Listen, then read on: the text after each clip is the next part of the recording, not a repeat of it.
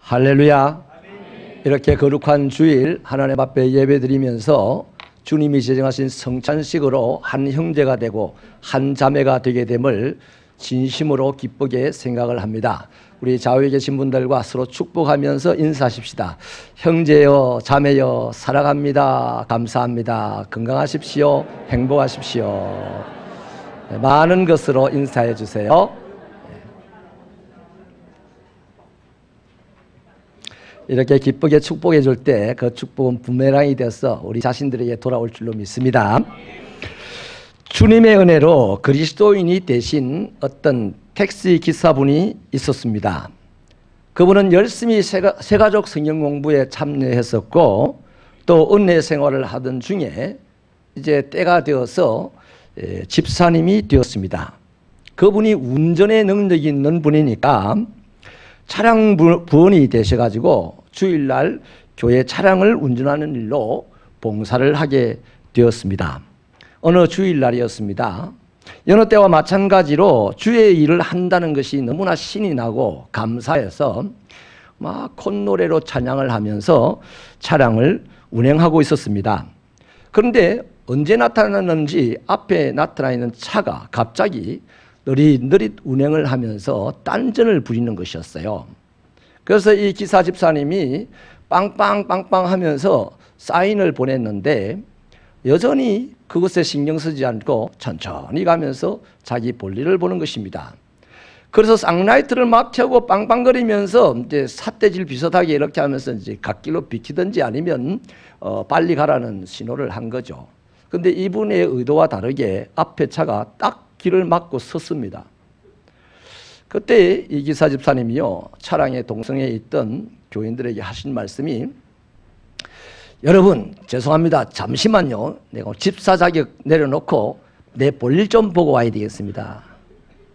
그래서 내려가지고 앞에 차의 기사와 옥신각신 실랑이를 벌이고 있었습니다. 누가 신고를 했는지 금방 사이렌 소리가 나더니 교통경찰이 그 현장에 왔고 모든 일들은 일단락이 되었어요. 근데 이 집사님이요, 그렇게 주의 일을 하면서 성도들을 교회에 잘 모셔놓고 그 다음부터 얼굴이 울그락불그락 감출 수가 없는 거예요. 찝찝하고 화가 나고. 그래서 하루 종일 기분 나쁜 표정으로 지냈다는 겁니다. 여러분, 이것이 어쩌다가 그 집사님 한 분에게서 일어나는 해프닝이겠습니까? 어찌 보면 저와 여러분의 일상은 아닐까요? 우리는 예수님이 너무 좋아서 이곳에 모였습니다. 예배도 좋습니다. 하나님께서 나 같은 사람을 주의 일꾼으로 세우셔서 성도들을 섬기게 하시고 교회를 돌보게 하신 것 생각만 해도 감사합니다. 하나님 생각하면 감사 안 할 사람이 하나도 없어요. 그렇게 감사하고 좋아서 즐거운 마음으로 주의 일을 합니다. 그런데 어느 날 한순간 그 기쁨이 얼굴에서 싹 날아가 버리는 사람도 있습니다. 그러는 대신에 미움과 분노와 우울과 같은 쓰레기 같은 감정들이 그 마음을 가득 채우고 있는 것이죠. 하나님의 말씀은 지속적으로 그런 마음들을 벗어버리고 버려버리고 치워버리라고 하는데도 여전히 그것이 보물인 것처럼 끌어안고 세월을 보내는 사람도 있습니다. 거기다가 주님께서 맡기신 일조차도 나 몰라라 하고 지내는 것이죠. 만 사람을 답답하게 만들고 만 사람을 눈치 보게 만들고 그러는 겁니다. 데살로니가전서 5장 16절 말씀은 항상 기뻐하라입니다. 이것은 예수님께서 우리에게 하신 명령입니다.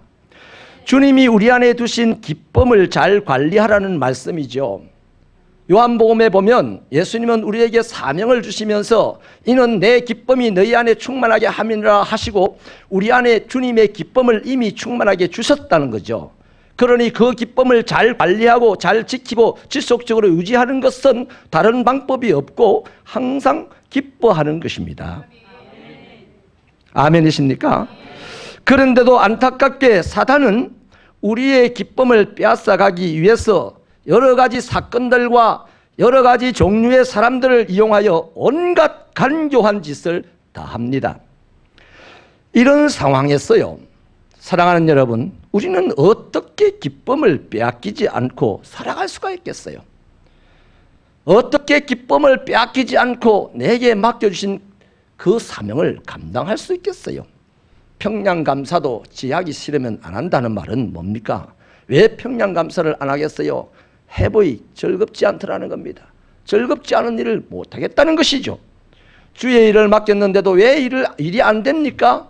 기쁘지 않아서 그런 거죠. 여러분, 새벽교회 성도 여러분, 어떤 상황에서도 누구 앞에서도 주님이 나에게 주신 기쁨을 잃어버리지 않는 여러분들이 되시기를 축원합니다. 기쁨을 잃어버리지 않으면 그 사람은 주님이 맡기신 일을 잘 감당할 것이요, 그 사람은 주님에게 큰 것을 맡겨주시는 은혜를 입을 줄로 믿습니다. 어떻게 하면 기쁨을 잃지 않고 잘 관리할 수 있느냐? 두 가지 말씀을 드릴게요. 첫째는 환경 너머에서 역사하시는 하나님의 손길을 볼 줄 알아야 합니다. 12절 말씀을 우리 다시 한번 힘차게 읽어주시면 좋겠습니다. 12절 시작.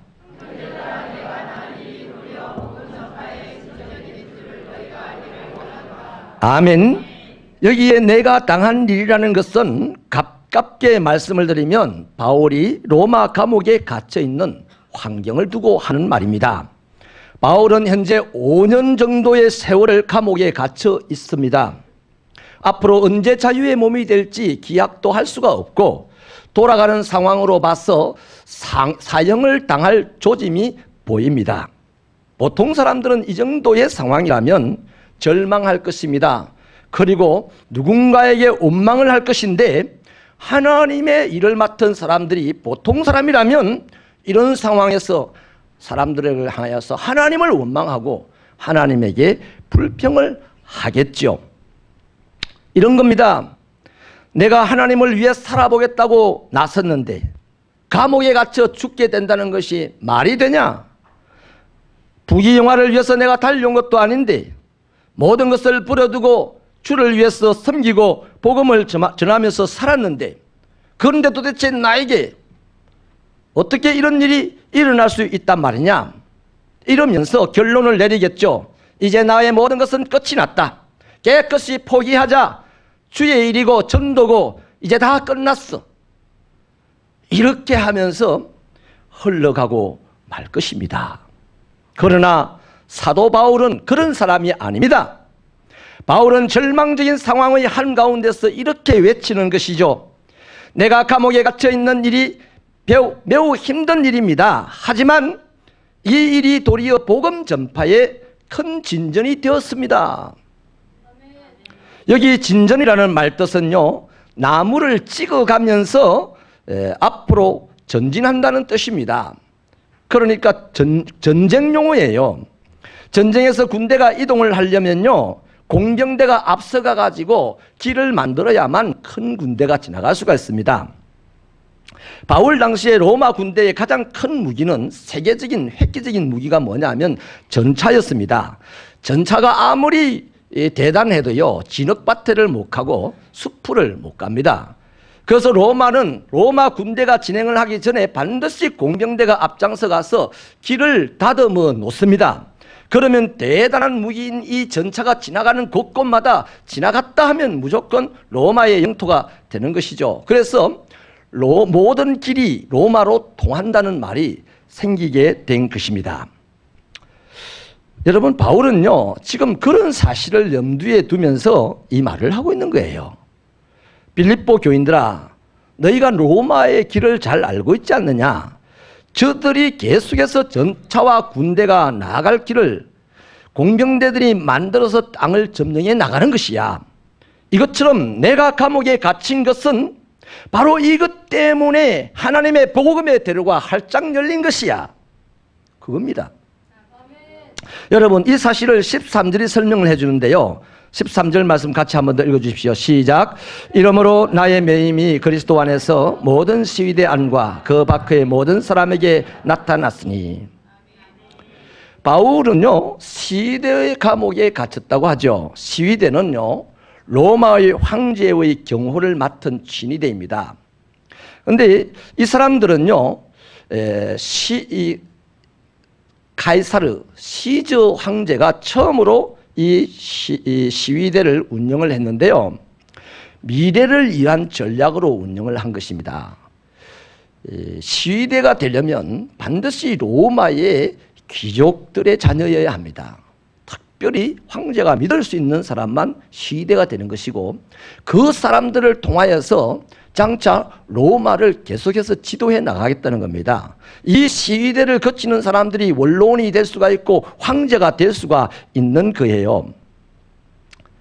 그래서 여러분, 시위대에 갇히는 사람은 중범죄자인데, 이 중범죄자를 젊은 시위대들이 관계를 하고 관리를 하면서 대단한 능력들을 기르게 되는 것이죠.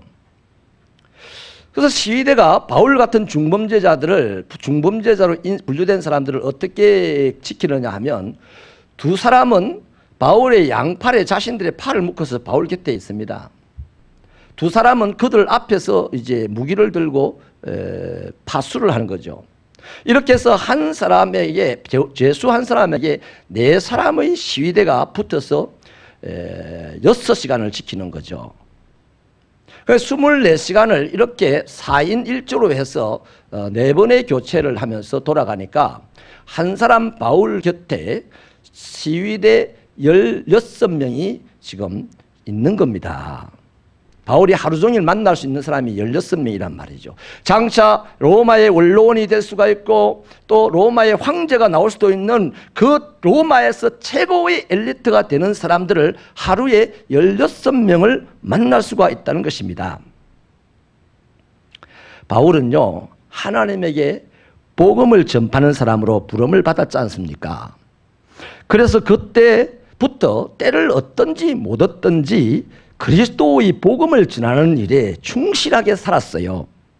로마서 1장 13절에 의하면 바울이 로마에 몹시 가고 싶었는데 갈 수 있는 길을 못 얻어서 안타까워했다 그랬습니다. 그런데 뜻밖에도 죄수의 신분으로 지금 로마에 들어가게 되었습니다. 이제는 그뿐이 아닙니다. 대단한 사람들, 로마의 유력자들을 날마다 24시간 내내 볼 수 있었다는 것이죠. 바울은 로마의 중심부에서 로마를 앞으로 움직일 사람, 로마의 미래를 짊어진 사람들에게 예수 그리스도를 전하게 되었다는 것입니다.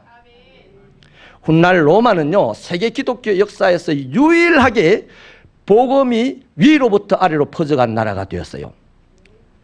교회 역사학자들의 이야기에 하면 우리 한국의 이 복음은요, 좀 상스럽다 그럽니다. 대부분의 나라에 복음이 들어갈 때 천민들에게 먼저 들어가지 않습니까? 천민들이 들어가는 것은 좋은 일이에요. 근데 천민들이 복음을 받아가지고 복음을 고상하게 만들기는 좀 부족했다는 것이죠. 그래서 상스럽게 신앙생활을 하는 케이스들이 많아진다는 것입니다. 여러분, 노블리스 오블리제가 바로 여기서 나오는 겁니다. 로마의 시대들이요, 젊은 시절부터 원로원이 되고 황제가 될 것을 꿈꾸면서 그 시대에서 전쟁에 참여하고 황제를 지켜주고 또 중범죄자들과 관계하면서 중범죄자들이 갖고 있는 대단한 실력과 능력들을 습득을 해내는 거죠.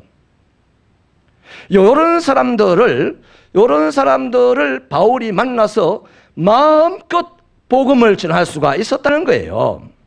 여러분, 비록 죄수의 몸으로 감옥에 들어왔지만 알고 보니까 이 수감 생활은 복음을 전할 수 있는 천금 같은 기회였다는 것입니다. 바울에 대한 하나님의 목적이 좀 전에 말씀드린 대로 땅끝까지 복음을 전파하는 것이었잖아요. 바울 또한 자신이 어떤 형편에 있든지 하나님의 뜻, 하나님의 목적을 이루어 드리려고 했지 않습니까?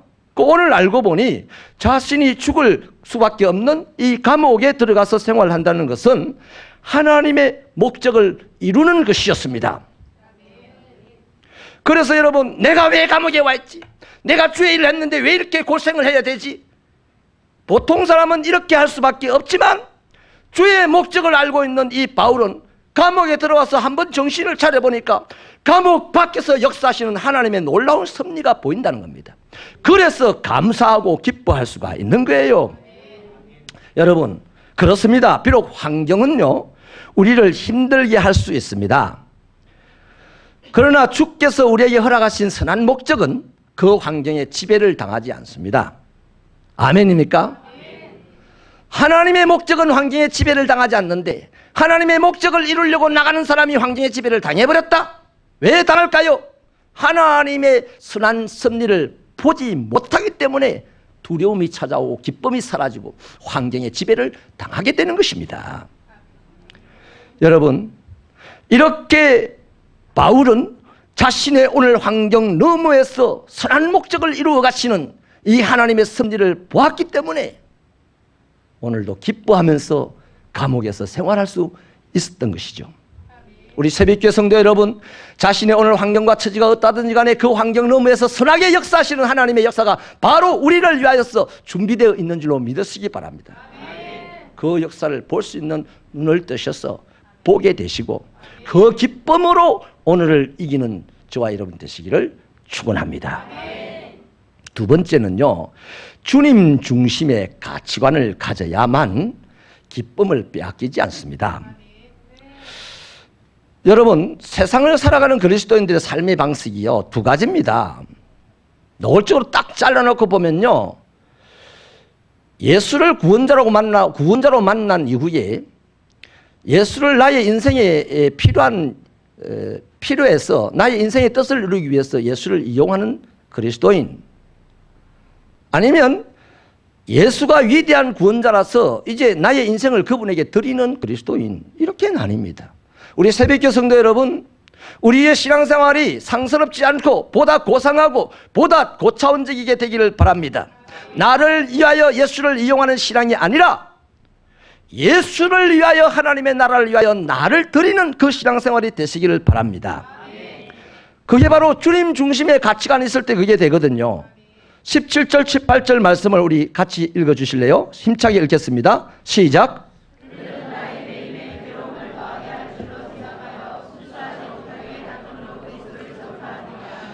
그러면 무엇이냐? 거칠애로 하나 참으로 하나 무슨 방도로 하든지 전파되는 것은 그리스도니 이로써 나는 기뻐하고 또한 기뻐하리라. 여러분, 이 말씀의 저변에는요, 바울의 굉장히 고통스러운 것이 하나 있습니다. 뭐냐면 바울의 인간관계가 그들이라는 사람들에 의해서 지금 많이 훼손되어 있다는 것을 보여주고 있는 거예요. 여러분, 사실요, 인간관계가 잘못되는 경우는요, 환경이 잘못되고 환경이 열악해지는 것보다도 훨씬 더 사람을 어렵게 만듭니다. 환경이 어려운 것은요, 사람의 신념으로 극복해 나갈 수가 있습니다. 그러나 인간관계가 어려우면요, 신념이고 뭐고 다 필요가 없어요. 못 삽니다. 힘들어서. 여러분, 우리가 살다 보면요, 큰 이유 없이 나를 비난하는 사람들도 만날 수 있어요. 괜히 사람을 보고 쌍심지를 켜고 지나갑니다. 입을 삐죽거리면서 지나갑니다. 그래서 내가 생각하기로 내가 뭘 잘못한 게 있나? 며칠 고민합니다. 그런 분들이 있어요. 살아가다 보면 만납니다. 또 어떤 분은 내게 주어진 일을 자기 것이 그냥 가로채가지고 마음껏 일을 해버립니다. 이런 식으로 사람들을 만나다 보면요, 나를 억울하게 만들어서 용서해 줄 수 없을 것 같은 그런 사람도 만나게 되는 것이죠. 그런데 우리는 하나님을 믿는 성도들이라서 그들 앞에서 아니면 그들과 함께 활동해야 할 때가 많다는 것이죠. 이렇듯 사람들로 인해 오는 상처와 갈등은 정말 우리의 기쁨을 한순간에 빼앗아갈 수 있습니다. 그래서 하나님 때문에 일은 해야 돼. 그래서 그 사람과 함께 일을 하기가 힘이 드는 거예요. 청소 차라리 내 혼자 다 할게요. 그 사람만 안 오면 좋겠어요. 이렇게 신앙생활하는 사람 많이 있습니다. 일 잘하죠. 혼자서도 열목을 감당합니다. 그런데 괜히 미운 사람 한 사람 나타나면 일 안 해버리는 거야. 그 일을 할 때도요, 그 미운 사람이 나타나면 오만 인상을 이러면서 청소하러 온 사람들 다 불편하게 만들어버리는 거예요. 여러분, 17절에 보면 그들은 하고 나옵니다. 그들은 주의 일을 하는 데 있어서요, 바울에 대하여서 심한 열등감을 가지고 있던 사람들이었어요. 복음을 전하는 데 보면요, 바울이 혜성같이 나타나잖아요. 그런데 바울을 친절하게 배려하면서 바울을 더 큰 사람으로 만들어준 사람은 별로 없어요. 바나바 한 사람 했어요. 나머지 사람들은요, 바울을 시기하고 질투하고 바울보다 내가 더 잘한다 하고 더 열심을 내고 뭐 그런 사람들이 대부분이었습니다. 그런데 어떻게 바울에게 잽이 안 되는 거야. 주의 일을 해보니까 바울은 그냥 하는 일들마다 형통해요. 아무리 내가 열심히 해도 바울을 못 따라가겠어요. 그래서 그들은 바울에게 열등감을 가지게 되는 겁니다. 그 열등감 때문에 이제 바울을 시기하고 질투하고 미워하고 험담하고 바울을 보고 사도가 아니라고 돌아다니면서 방해하고 이렇게 살은 사람들이에요.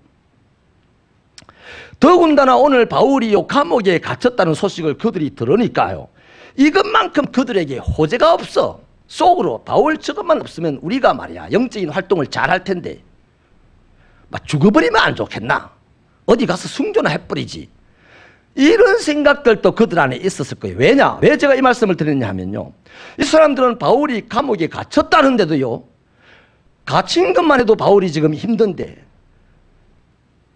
바울이 갇힌 그 상태에서 자기들이 유세를 뜨는 것을 알려줘가지고 바울이 복장이 터지게 지금 만들고 있는 거죠. 여러분, 자기들이 바울이 이제 묶어놨습니다. 감옥에다가. 이제 자기들만 복음의 일을 합니다. 그러면 바울이 그걸 보고 저것들처럼 시기하고 질투하고 복장이 터져서 감옥에서 난리가 날 거다, 이렇게 생각을 했다는 거예요. 참으로 째째한 사람들 아닙니까? 진짜 의리 없는 사람들 아닙니까? 진짜 하나님을 아는 사람일까요? 하나님을 존대하는 사람일까요? 매정한 사람들입니다. 사이가 아무리 안 좋더라도 복음을 위하여 헌신하다가 바울이 감옥에 갇혔어요. 이제 죽게 된다는 소문이 돕니다. 그러면 안타까워해야지. 그를 위해 중보기도 해야지. 또 복음을 위해서 돌아다닐 능력이 있기 때문에 그에게 편지라도 써서 당신 힘내세요, 당신이 없는다면 우리가 열심히 복음을 전하겠습니다, 이래야지. 어제는 싸웠다 해도 그래야 하나님이 있는 사람 아닙니까? 그런데 그들은 바울을 괴롭히면 바울이 굉장히 이제 복장 터져서 못 살 거다 이렇게 생각하면서 좋아했습니다, 이 사람들은. 여러분, 그렇죠. 이러면요, 적어도 이러면 바울이 보통 사람 같았으면 이런 그들 때문에요, 약오르고 속상하고 분통 터졌을 겁니다. 그래가지고 바울을 따르는 지도자들을 불러 모아가지고 편을 만들어서 가서 너희도 쪼개라, 싸워라, 붙어라 해서 에베소 교회를 2개, 3개 만들고 고린도 교회도 2개, 3개 만들고 빌립보 교회도 2개, 3개 만들고 이래서 얼마든지 그럴 수 있어요, 바울. 그런데 바울은 보통 사람 아니에요. 그래서 그런 사실을 전해 듣고도 전혀 화를 내지 않았습니다. 섭섭하게 생각조차도 하지 않았습니다. 오히려 더 기뻐했습니다. 바울이 자존심이 없어서 그랬을까요? 배알이 없어서 그랬을까요? 아니요. 자존심이 있어요. 배알도 있는 사람이에요. 목숨을 주를 위해서 바칠 수 있는 이런 배알을 가진 사람인데 왜 그랬을까요? 왜 자기를 억울하게 감옥에 매인 자기를 더욱 비참하게 만들고 부끄럽게 만들고 힘들게 만드는 이 사람들이 하는 활동을 보면서 기쁘다고 했을까요? 주님 중심의 가치관을 가졌기 때문이요. 사람의 가치관은요, 어떻게든지 자기를 세우는 거예요. 이것을 위하여 멀쩡한 사람이요, 죽어나가고 다치고 해도 전혀 개의치 않습니다. 자기 가치관만 높아진다면, 세워진다면. 하지만 주님의 가치관은 그런 것이 아닙니다. 죽을 사람을 살려내고 살려서 그 사람을 다른 사람 살리는 인물로 만드는 것이 주님의 가치관입니다. 그것을 위하여 주님은 복음이 되셨습니다. 바울은 주님을 만난 후에 이 사실을 깨달았지 않습니까? 바울은 살인자요, 복음을 핍박하던 자요, 예수와 원수된 자였습니다. 예수님이 그를 만났을 때에 죽여 마땅한 자지만은 예수님의 가치관은 그를 살려서 다른 사람 살리는 인물로 만드는 것이 가치관이었기 때문에 이 바울을 살려내서 인물로 만들어 주시잖아요. 바울이 이 사실을 깨달았습니다. 그러니 더 이상 자신의 가치관으로 살지 아니하고 주님의 가치관으로 살아야 되겠기에 사람들이 가지고 있는 가치관, 명예와 권세와 물질과 자기 자존심, 자기 지식을 송두리째 분토처럼 버리게 되는 것이죠. 아무튼 바울은 모든 하나님의 일이요, 자신을 통해서 돼야 된다고 생각하지 않았습니다. 다른 사람을 통해서 이루어지는 하나님의 일도 기뻐해 주었습니다. 내 관점에서가 아니라 그리스도의 관점에서 볼 수 있었기 때문이에요. 옹졸하고 왜소한 내 시선에서가 아니라 예수의 시선으로 그 일을 보고 그 사건을 보았기 때문이에요. 작은 내 심장이 아니고 왜곡된 내 심장이 아니라 그리스도의 심장을 가지고 그 상황을 보고 그 사람을 보고 그 일을 보고 그 미래를 보았기 때문에 기뻐할 수 있었던 것입니다. 자기 중심으로요 살아가는 사람들, 자기 중심의 관점으로 뭔가를 보려고 하는 사람들에게는 절대 기쁘지 않습니다. 그 사람의 인생은 기쁨은 없어요. 그런 사람은 남이 하는 사역을 이해할 수도 없습니다. 아니, 이해하려고도 안 하죠. 분명히 기억하십시다. 하나님의 일을 하면서요, 나만 옳다고 고집을 가지고 일을 한다면 솔직하게 그 일은 하나님의 일이 아닙니다. 자기 일입니다. 하나님의 일은요, 잘 되면 하나님께 영광을 돌리고 안 되면 하나님 앞에 엎어져서 은혜를 구합니다. 그런데요, 자기 일은요, 잘 되면, 자기 고집으로 한 일은 잘 되면 교만해집니다.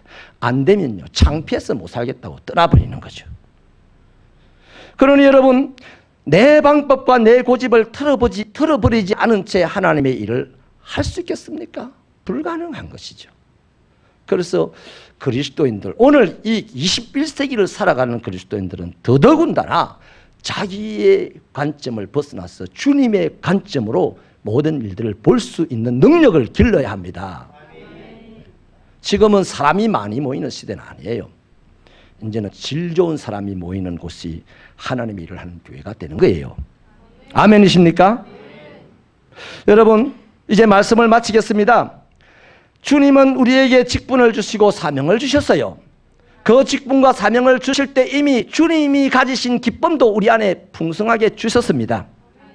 중요한 것은요, 받는 것이 중요한 것이기도 하지만 더 중요한 것은 받은 그 은혜와 받은 그 기쁨, 받은 그 사명을 잘 간수해야 합니다. 아무리 은혜를 많이 받고 큰 기쁨을 선물로 받았다 해도요, 잃어버리면 내 인생에 별반 소용이 없어요. 여러분, 우리 안에 기쁨이 사라졌습니까? 내가 이런 문제로 기쁨이 사라졌다, 이 사람 때문에 기쁨이 사라졌다, 나는 기쁨이 사라진 이 상태를 유지하며 갈 수 있다고 자신합니까? 천만에요. 마귀가 어디 호리병병입니까? 허당입니까? 마귀는 그 순간 즉시로 그 안에 불편한 마음과 답답한 마음과 미워하는 마음과 시기하는 마음과 질투하는 마음과 그것을 싹 포장하는 마음과 이런 더러운 쓰레기들을 팍 집어넣어 준다니까요. 요새 그리스도인들은 좀 발달해가지고 그런 것도 잘 감추고 살아. 근데 하나님은 안 속잖아요. 뭐 사람이 감추었다고 해서 뭐 사람이 복을 줍니까? 은혜를 주고 기쁨을 다시 회복시켜 줍니까? 아니잖아. 하나님이 주시는 거거든. 여러분, 주님이 주시는 기쁨을 잘 간수할 수 있기를 다시 한번 간곡히 축원합니다. 여러분을 시기하는 사람이 나타나도요, 시기하는 그 사람 때문에 주님이 주신 여러분의 기쁨을 포기하거나 잃어버려서 되겠습니까?